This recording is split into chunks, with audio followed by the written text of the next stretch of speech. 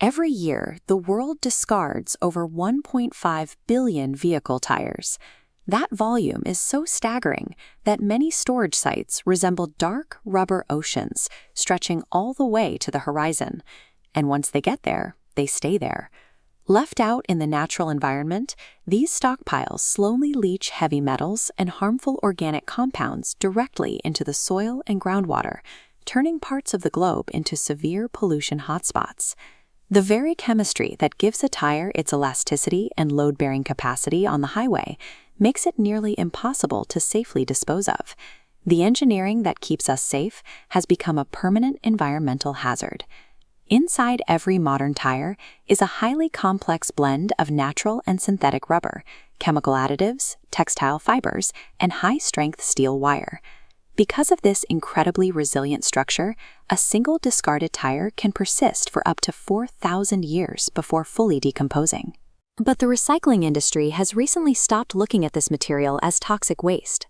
Instead, they treat these millions of discarded tires as a form of urban ore. The goal now is to mechanically strip the tire of its original form, isolate its most indestructible properties, and inject that exact durability directly into our road networks. Before any rubber can be reused, the production line has to deal with the steel reinforcement embedded deep inside the tire casing. To prevent this metal from instantly snapping the blades of Dongxiam shredders, workers feed the tire into a specialized bead removal machine.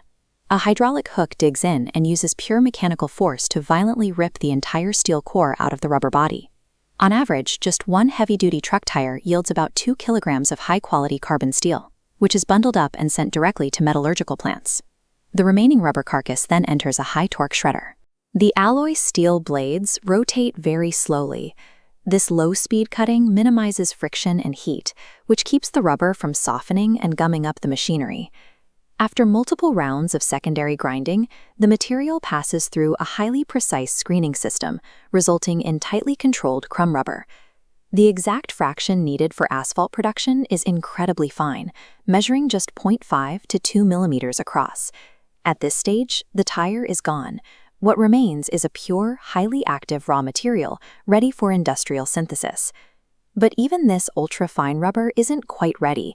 Residual moisture and fine dust trapped within the granules will prevent the material from properly bonding with hot asphalt.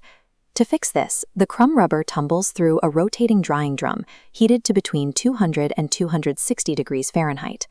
This bakes off the moisture and chemically activates the surface of each particle. In a separate tank, pure bitumen, the heavy binder used in road construction, is heated to 375 degrees Fahrenheit, reaching a stable, flowing liquid state. The dry rubber and liquid bitumen enter a mixing chamber. Heat-resistant paddles create a continuous vortex, forcing the materials into intense contact for 30 to 60 minutes. As they mix, the rubber particles actively absorb lighter oils from the bitumen, physically swelling in size. This absorption increases the viscosity of the entire blend. The final product, rubberized asphalt, retains the heavy load-bearing strength of a traditional road, but gains incredible new elasticity and resistance to cracking. Once blended, the mixture has to be deployed immediately. It's discharged into specialized preheated dump trucks to ensure it doesn't cool down and prematurely harden during transport. At the job site, an asphalt paver distributes the hot mixture across the road base, using a rear screed plate to lay down a strictly controlled layer between 1.5 and 3 inches thick.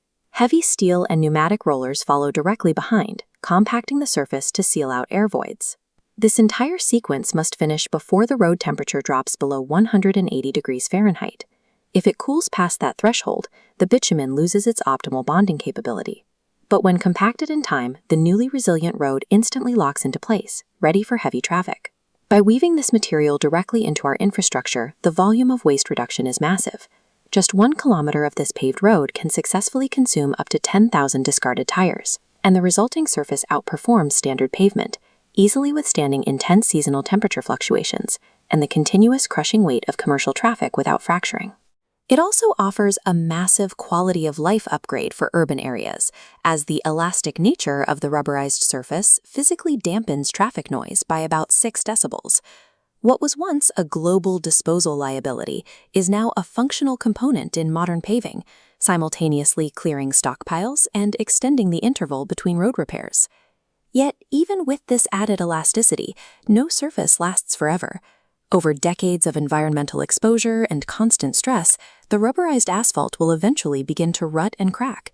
But when the road finally reaches the end of its surface life, the cracked slabs do not go to a landfill.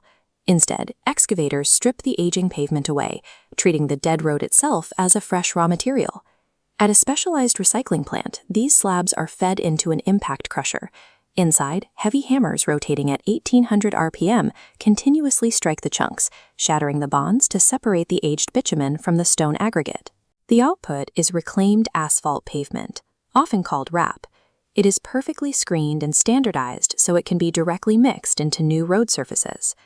These reclaimed materials are standardized, heated, and paved once more, keeping the original tire rubber in a continuous industrial circuit of recovery and reuse.